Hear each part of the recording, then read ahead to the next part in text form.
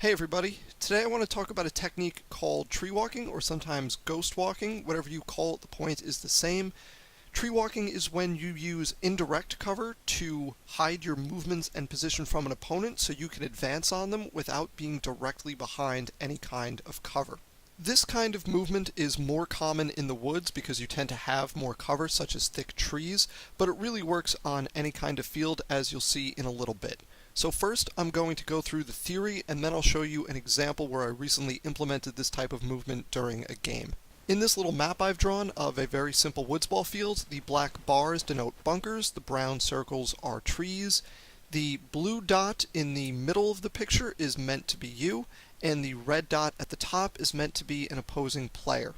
You can probably tell that this isn't a completely ideal position for you. You're basically just setting up to be in a snap shooting duel until one of you loses. But if you can reach the position shown by the blue box at that large tree just to your opponent's left, you will be in a much better position to eliminate your opponent.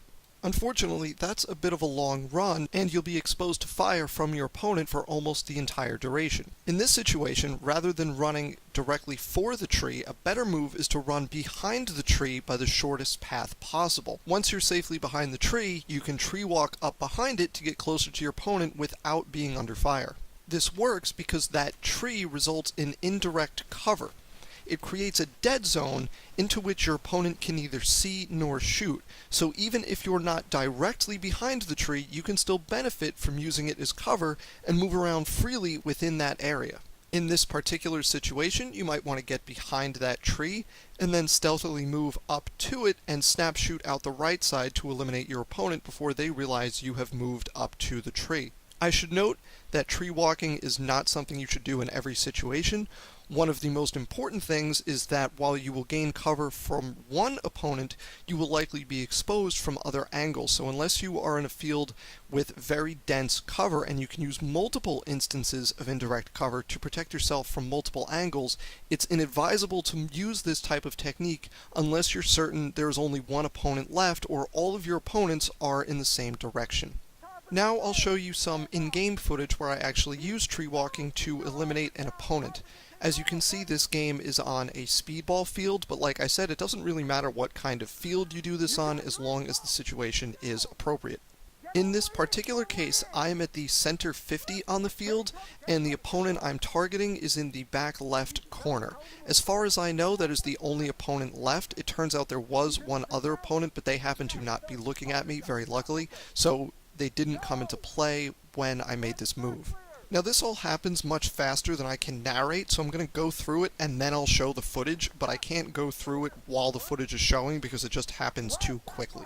Between my starting position and my opponent in the back left corner, there is one very short bunker and one taller bunker. I decided to use the taller bunker as indirect cover, so I tree walk up behind that, keeping an eye on both sides of my opponent's bunker so I can see which side he is shooting from. Once I see that he is shooting out of his right, my left side of his bunker, I duck behind indirect cover to hide that side of the bunker from me, so even if he looks out that side of the bunker, he still can't actually see me. I'm keeping a close eye on the other side of his bunker, my right, his left, in case he changes sides, and then I can simply flip to the other side to use the cover to protect myself from his left. Once I reach my target bunker, I pause for just a split second to evaluate where my opponent is looking, and then I go back out to the right when I determine that he's looking to the left. As I approach, I swing wide and put my gun up, ready to shoot in case he's looking at me, but since he's not, I go in and get the barrel tag surrender. Okay, here we go. Directly in front of me is a very small bunker, but I'm going to use the larger one that's next in line to protect myself from the player directly behind it in the back left corner.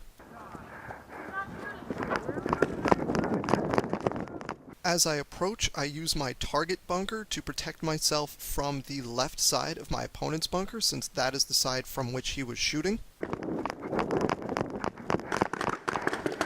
Once in cover, I pause for just a second before deciding to go right. Surrender! And there you have it. Here's the whole thing from start to finish, uncut. Thanks for watching.